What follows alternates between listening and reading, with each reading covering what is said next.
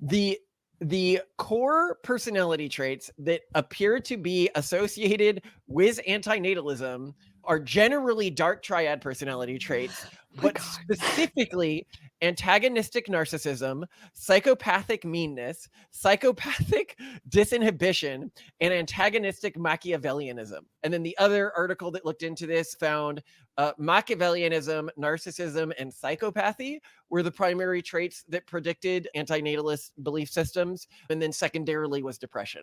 But you often found them together. Like you Yeah, needed to. and the difference is that we had thought that depression was first and foremost the big correlatory factor. Yeah, you needed to be a narcissistic psychopath. And if you are a narcissistic psychopath and depressed, you're likely to be an If you're antinatalist. a sad narcissistic psychopath. Like the level of narcissistic sociopathy that would deny life to another person who would want to live just because you personally would prefer to kill yourself but don't want to take the responsibility of killing yourself, to me is just this insane level of sociopathy. These studies helped me understand why we have such trouble getting through to the antinatalist community with logical arguments, because it was never based on logic to begin with. So it was always a psychiatric condition. Would you like to know more? No.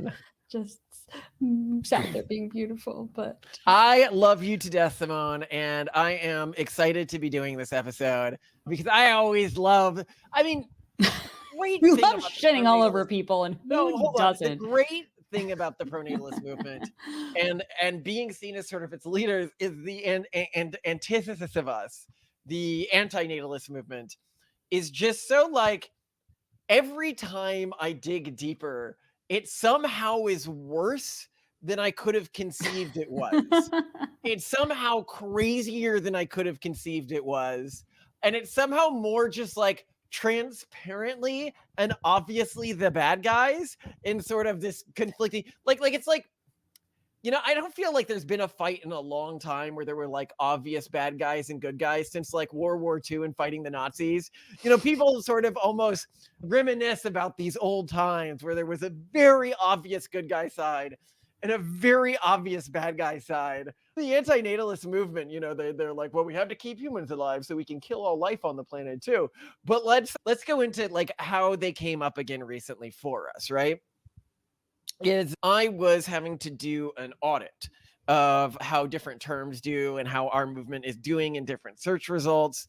And the audit was actually kind of depressing for me in many ways, in that I'll look up something like demographic collapse. And when I'm doing it in like an incognito browser, everything's like, this is why demographic collapse isn't a problem at all. No big deal at all. Demographic collapse, fake science. Everything's okay here. Situation normal. Actually, I should do some screenshots of this because I know in like 2 years when it's just so obvious that this is an issue, everyone's going to say no one was ever saying that. Everyone always knew this was an issue. How dare, like, it was funny. We had a reporter over from France at our house yesterday and she goes, what do you think of all these, researchers at universities who are saying you guys are fake science and that you guys are making all this up? And I'm like, I love that they're saying this. Please put them on record, because the more of them you put on record, the better I'm going to look in a few years when it turns out that we were 100% correct. And right now, I'm like not even predicting with future data. It's like my scary predictions are just what's in the data right now, and they're not looking year to year at how bad things have gotten.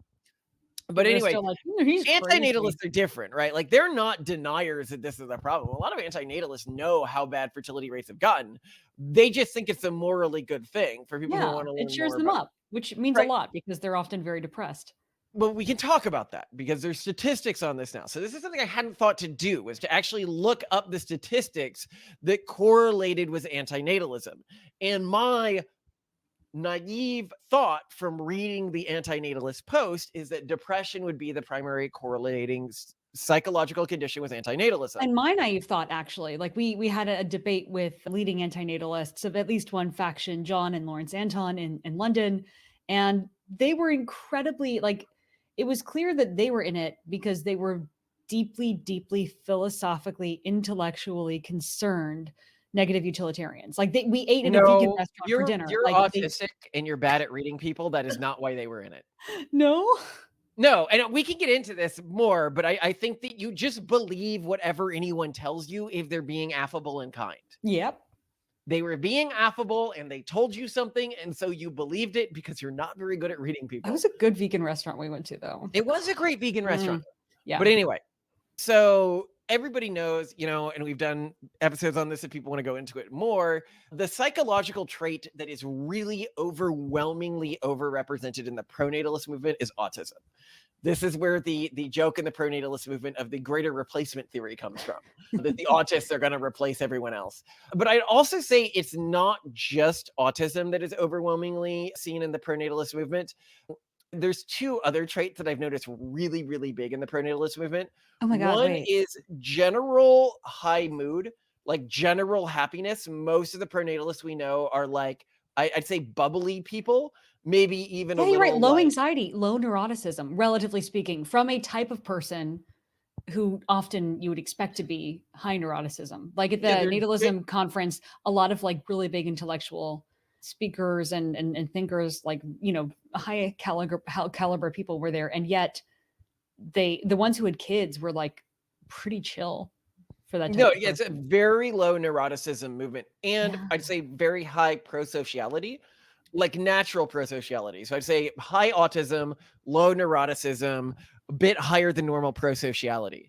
And you saw this at the conference. Like the conference felt really weird to me because typically when I go to conferences where there's like something that people are like autistically obsessed with, you get higher than normal neuroticism within those communities. Hmm. And it was a very interesting environment because you both had the autistic, like, oh, everyone here is automatically my friend and I'm going to go up and talk to them and be nice to them, and that you have in like an anime convention or something like that. But then you didn't have the like constant fear from some people there where it's like constantly little explosions are happening because one group thinks everyone else is their friend and then the other group is like super neurotic about people coming up and trying to Yeah, engage with like, them. don't touch me. So that was amazing. But so I'm looking at the statistics on what is most correlated with antinatalism, and I found it turns out that there's actually like a body of literature on this, at least multiple studies, and it seems like more than this because one here is talking about a larger body of studies here. So this has been at least replicated twice. So the core personality traits that appear to be associated with antinatalism are generally dark triad personality traits, My but God. specifically antagonistic narcissism, psychopathic meanness, psychopathic disinhibition, and antagonistic Machiavellianism. I didn't even Um, know that, like, wait. So what's the opposite of antagonistic Machiavellianism? I guess well, so like that is what super one love study. bomby Machiavellianism. Is that me? Is that me? Am I love Yeah, bomby? I'm the maybe, opposite. maybe. This article that I was just quoting from came from Dark Personality Traits and Antinatalist Beliefs: The Mediating Role of Primal World Beliefs. And then the other article that looked into this, specifically this other article, found Machiavellianism, narcissism, and psychopathy were the primary traits that predicted antinatalist belief systems. And then secondarily was depression. But you often found them together. Like you Yeah, needed to. and the difference is that we had thought that depression was first and foremost the big correlatory factor. Yeah, yeah. You needed to be a narcissistic psychopath. And if you are a narcissistic psychopath and depressed, you're likely to be an If you're antinatalist. a sad narcissistic psychopath. But it's something I actually see. No, and I think that this is the thing when we're talking about the people we met and stuff like that, Simone. Hmm. And this can, I think, for a lot of people, they hear antinatalist beliefs. And there is this like really, really flimsy justification for antinatalism. If anybody wants to hear our argument as to why it's not like why, where we go deep into the logic of antinatalism, you can watch our video. These people want everyone dead and are weirdly reasonable about it, or just look up the antinatalism video for Basecamp, and we go deep on that. But I always felt kind of uncomfortable with it because when I go over the arguments antinatalism, it is so logically sort of shaky and really contrived that I sort of have this feeling like how are people arriving at this belief? And I was like, well, there must be a large amount of depressed people in the community, which there are, like objectively, if you look at what antinatalists post, there are. But I was still pretty confused. Now when I'm looking at how common narcissism and psychopathy are within the community, it really explains things for me. So imagine you are just like an incredibly narcissistic person, and anyone who has met with or known narcissistic people, people who have narcissism, even if they're fairly smart people, it's a psychological condition that makes it almost impossible for them to genuinely consider the world from another person's perspective.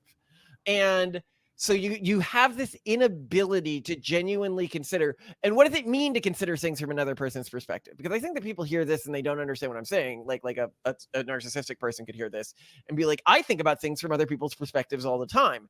And it's like, no, when a narcissist tries to think about the world from another person's perspective, they just clone their own personality and their own intentions onto the other person. Well, that's what They I do do. they don't consider, well, you don't, we'll talk about how you don't actually do that in a second, because I think that you're being overly what's the word, not giving yourself enough credit.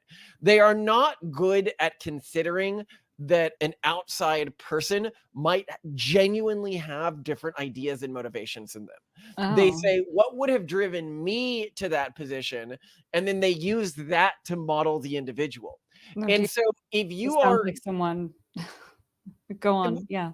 yeah, but if you are a deeply depressed person and you also have this narcissistic personality, Oh, then of course everyone wants to die or not exist. yeah, Everyone then of wishes they course were never when born. somebody tells you, I don't actually want to die, I really love my life, you are You're like, incapable of no. believing them Yeah. because of this psychological problem that they have. Um, Okay. so this is why narcissism is so elevated within the community. It's you got this depressed population, and depression is really high within the urban monoculture, because for reasons we've talked about in other videos. You can look up like the Cult of Psychologists episode we've done if you want more on that. But people who are far progressives are much more likely to be depressed because they've stripped out a lot of their traditional sort of emotional infrastructure, and then they become susceptible to a lot of these mimetic sets which prey on sort of their depression, like the modern day psychologist movement, which psychologists used to be great, not anymore. You can go to our video, Is Psychology a Cult? I don't know. Were they? Because like I just feel like it went from Freud to like where we are now. No.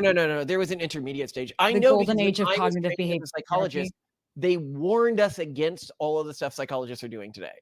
They're like, there was a period in the 70s when people accidentally created dependency with their patients. Yeah. Don't do that. But it appears Well, and then in the everybody 60s forgot and about that. 50s, it was still all psychoanalysis. Maybe it was Jungian, but still, like that's not No, any there was a better. period from like 80s, Late 90s, 80s, early aughts, 90s, I think, when it when it was was all CBT. yeah, CBT is fantastic. Is like the one bright spot. Okay, I don't think that counts. Is like Okay, used to be no, good. hold on, but we got to go back to where we were talking about here, because Yeah, we've done sorry. other videos on this other stuff, and Yeah, people can sorry, watch that if sorry. that's what they're interested in. Um, so you're out there and you are depressed and you have this narcissistic personality trait. You are unable to believe that other people like their lives, and you are unable to genuinely accept their perception and their arguments about why life is worth living, because you personally, and this is common when a person has clinical depression, you personally are unable to see the genuine positives of being alive. Yeah. But then the question would be like, yeah, but it's not just narcissism that this has a heavy overlap with. It's also psychopathy and Machiavellianism. And it's like, well, yes, because there's individuals who hear this and they're like, okay, everyone else is just faking being happy. The world sucks, right? But then it takes a special type of psychopathy to then think, so we should kill everyone.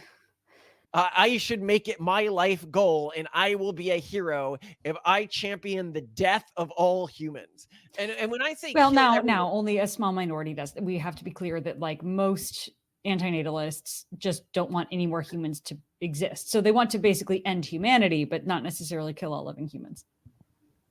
I think this is you believing what people are saying to you with a kind face, and not.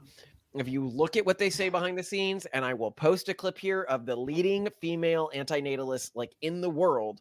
What does she say?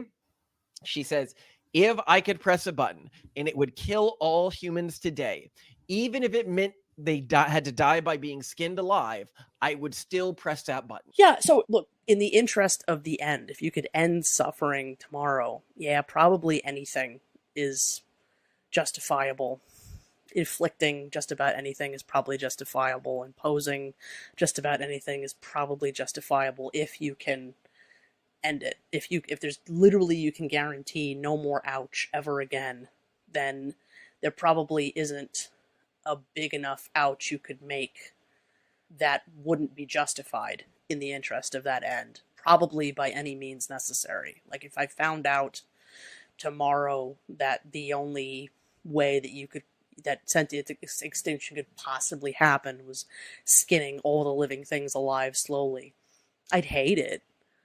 But I would say that it's what we have to do. I'm totally on board with the idea that the only thing that really matters is the suffering coming to a finality. So yeah, anything in the interest of that, if you can guarantee that, even despite whatever imposition or nastiness might be necessary. Yes. When they're talking to you, they're in nice mode, Simone. People aren't naturally confrontational with other people. And I think that because you have such this. Well, then why when people are kidnapping other people, don't they just go like, little miss, why don't you just step into this car, please? I mean, I don't know. I think kidnappers are actually nicer to their victims than you would think, especially after they've been with the kidnapper for a while. This is how you get things like the John Burnett Ramsey, I want to say was her name. Is that Jonathan Ramsey? Oh, sorry. No, it was the child. Katie Hurst? Is it Katie Hurst? Stockholm syndrome. No, Stockholm. Oh my God, this bothers me, Simone. Oh, you're thinking about Hurst. Yes, you're thinking about Hurst. Yeah, Hurst is a real example of what is called Stockholm syndrome. I know. Yeah, however, but John Ramsey. Stockholm syndrome, the event in Stockholm that people attribute to Stockholm syndrome, is not a real example of Stockholm syndrome. Really? Yes, the cops really were trying to get the people killed. Like if you watch it as an outsider, the cops really did not care about the lives of the people who were in the hostage situation. They did almost get them killed, and the people in the hostage situation had every right to be identifying with their hostage takers over the police. That's interesting. Hers is a very different situation. She actually did just decide to join the psychopath who had kidnapped her. Maybe he was hot. I don't remember how we. Actually, no, I'm going to look him up. Hurst. Kidnapper. Oh my God! Because with this women. Because I don't know. Like I don't know if Stockholm syndrome can't be a thing if it was a really hot kidnapper, right? Why are there not images coming up of him right away? It's just her. I want to see him. This is so lame. I wonder how many women would be like, would also have this thought, like, well, if he was hot enough. But seriously, like, then it doesn't count. It was just like a hot, powerful guy. Of course she's going to go for him anyway. I can't find pictures, so forget. Anyway, so you're fantastic, Simone. I love it. But I find this really interesting, and I think it tells us a lot about the anti-natalist movement, because, I have that one video where I go through and I'm reading like anti-natalist subreddits, and they're talking about how we need to kill everyone and you here, of course, as an outsider are like, oh, they can't possibly mean that, right? Because a psychologically sound person wouldn't think like that. And so here you are thinking that these are psychologically, and keep in mind, like, psychopaths are very good at being affable with other people. This is how serial killers work, right?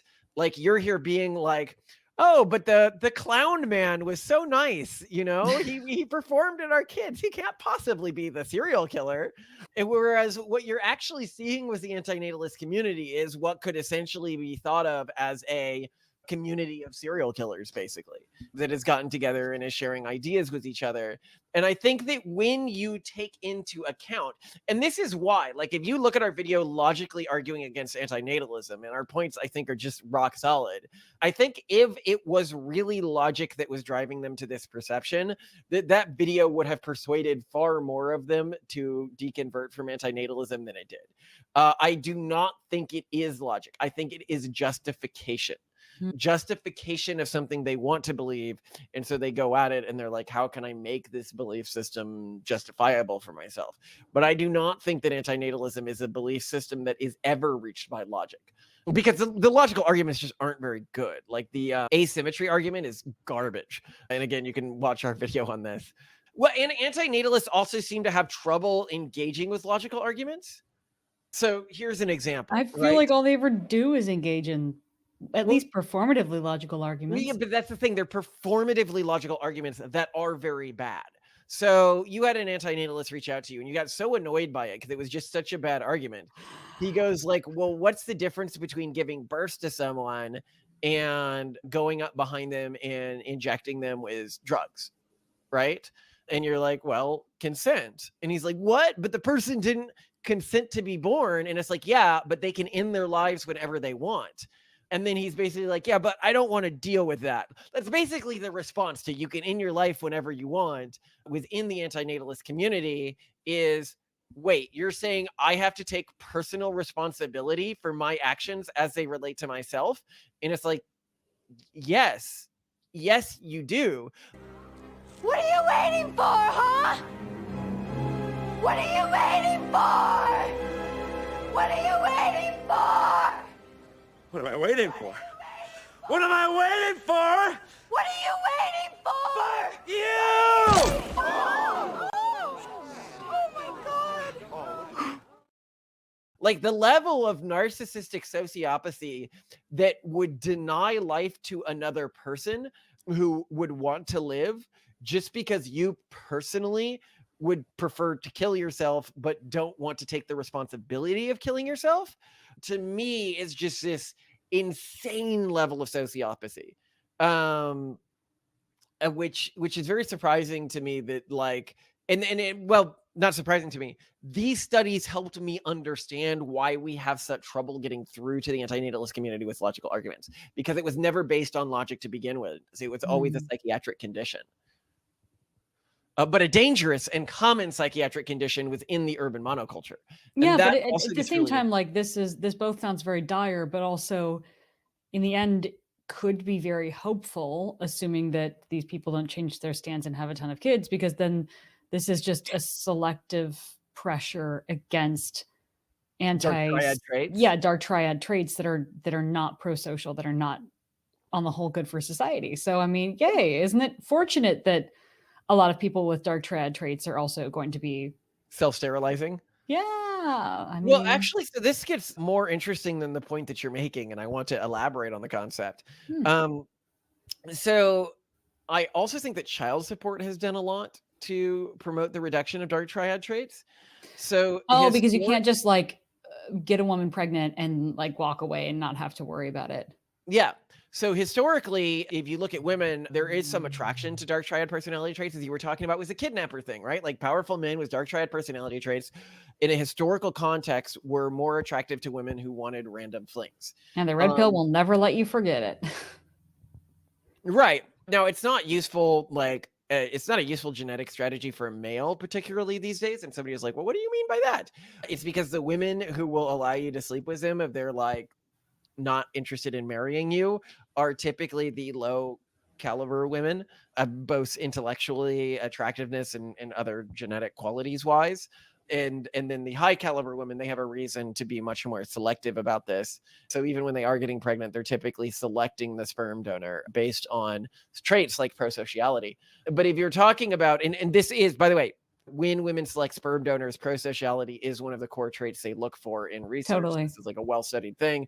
But if you are one of these men who just like sleeps around, and you have this Machiavellianism and narcissism and sociopathy, other dark triad traits, because you just genuinely don't care about other people or the world or your potential kids, you are not interested in getting other people pregnant, because now there is huge negative consequences to you due to child support, at least insofar as you are to any extent successful. Now, if you are a very low genetic quality male, there's not as much risk to you. So I think that these men are still sleeping around, and within these communities, dark triad personality traits will persist. But what we're seeing now is among the mini partner strategy that used to keep these traits stable within populations, there is much less reason for these individuals to breed. And even within these people who might have now turned to more monogamous relationships and stuff like that, which are now joining the anti-natalist movement, they're also being selected out of the population, which to me leads me to believe that future human populations are going to be dramatically more pro-social and more empathetic than human populations in the world today. Interesting. Very interesting. But also, if people know our other research on genetic selection, they're also going to be much more tribalistic and much more xenophobic. So basically, you're going to have affable religious people who are very nice to anyone who they see as a cultural ally or within their community, and that who wants to kill everyone else in the world.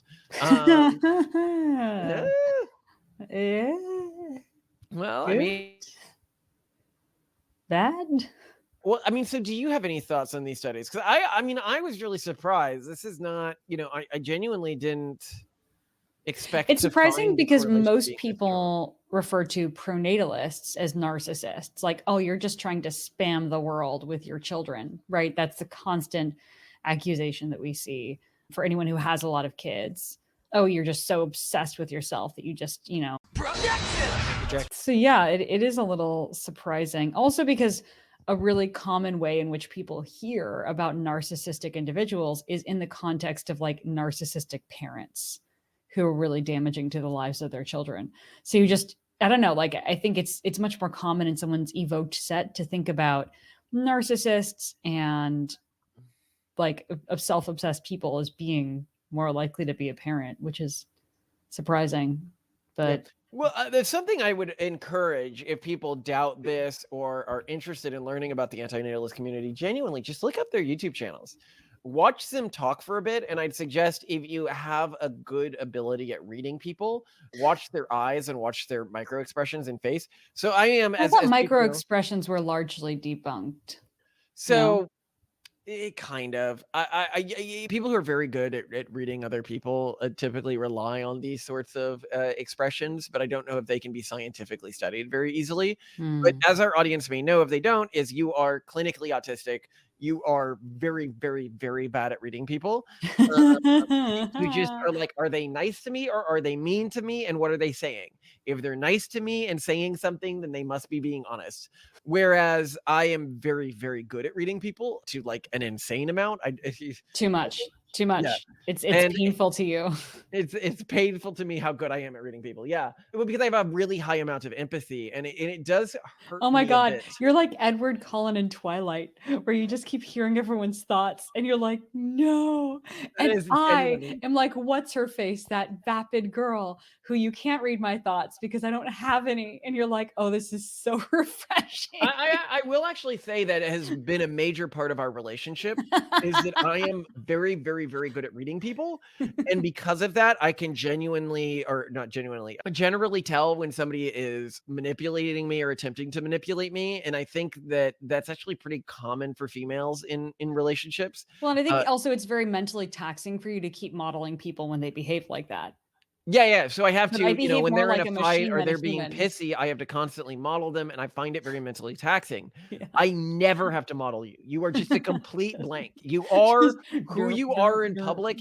In private, there is never a hidden agenda. And when there is a hidden agenda, it's like for 5 seconds, and then you crack up laughing and just tell me whatever it is. Like you are incapable of doing Do that. I ever do something with it? And Yeah, when have well, I I done think that? it's funny. Red Sometimes my flag. family is like, "Well, can't you? She must be hiding something. Like people don't act like that." And I'm like, "No, genuinely. Like if you understood her, you'd understand it is an anathema to her character. There is nothing underneath." But if you go out and you watch these anti-natalist channels as somebody who's good at reading people, or if you are good at reading people, it's actually kind of obvious in hindsight that they feel this way. Huh. There is no anti-natalist channel where people are like on our channel laughing a lot, affable to each other, right? Like that seem to genuinely get pleasure out of life. Everything is very calculated and cold and dehumanizing of anyone who is not themselves. Damn. Anyway, Simone, I love you, and a fun episode. And again, I'm always grateful to our enemies to allow me to know I have made the right choices in life, to align myself with people who are nice to me and generally don't try to tear me down. Because the pronatalist community is overwhelmingly nice, except for one guy. But he doesn't go to the conferences and nobody really talks to him and everyone hates him. Everyone hates him. They just all recognize that he's a curmudgeon. That's all. It's a great sound. A I adore curmudgeon. you. I adore you, Malcolm, and I love that you find these things, and talking with you is just way too much fun. It's like a complete highlight of my life. So thank you for You're a highlight of my life, and I am so excited for dinner with you tonight. Yes. Oh gosh, I'm thinking about it already. But let's talk more. I love you though.